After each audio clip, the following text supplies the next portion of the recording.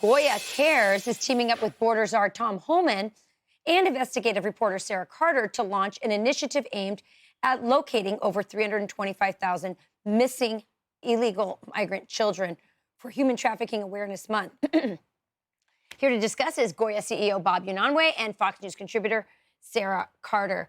So back in the summer, myself and Will and Pete interviewed Donald Trump. I asked him directly, will you find these children who are missing? And he said, yes, of course. And I was so heartened to learn that he was already starting on this right away. As soon as he won, he got Tom Homan on it. So, Bob, I'll start with you. What is Goya doing to help Tom Homan in the search for these children, which is so tragic? Well, what a difference an election makes, right? And people who care about, this past administration has been active in bringing in people, not just from the northern southern border, but a parole system where we're flying people in from Nicaragua, Haiti, Venezuela, and Cuba. But, we were involved in the movie Sound of Freedom, where we became aware of this tremendous evil of trafficking.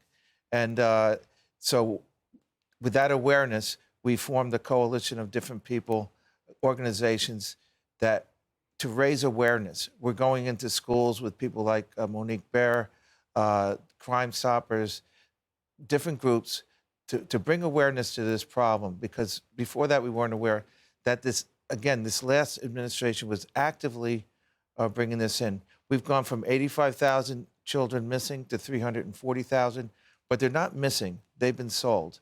They're purchased basically and then handed off to sponsors. 40 children at one address, that's not a home. No. It's a business. You're absolutely right. And I love that you're going into the schools, Bob, because so many of these kids are ending up in the school system. And you're able to give the signs and let them know that there's help for them and resources should that happen. But obviously, this is going to take law enforcement, right, Sara? Oh, it's going to take a huge cooperation with federal, local, state, law enforcement officials, as well as, I think, our partners in the Western Hemisphere. There's no way to stop this kind of crisis alone. I mean, everybody has to be working together. Bob's right. With Goya Cares, we're able to get out there and educate students in the schools. We're able to find, within the communities, those kids that may be trafficked, that may be afraid. They can go to someone, feel safe, and report what's happening. And then, but it's the aftercare. That's what I want to know. What happens after you find them? What is happening to these children? The Biden administration, Tom Homan, you guys find them, and then what happens? Well, I think that the very first thing is mental health. I mean, a lot of what we're dealing with now and finding their parents, their actual guardians, because a lot of these children have come into the country, have disappeared into homes where they're being sold, as Bob has stated. So we need to locate their guardians. One thing I can say, Rachel, I spoke with President Bukele. I've been to El Salvador a number of times. We know that children have been trying to contact relatives. HHS has a hotline. Some of these children have called that hotline.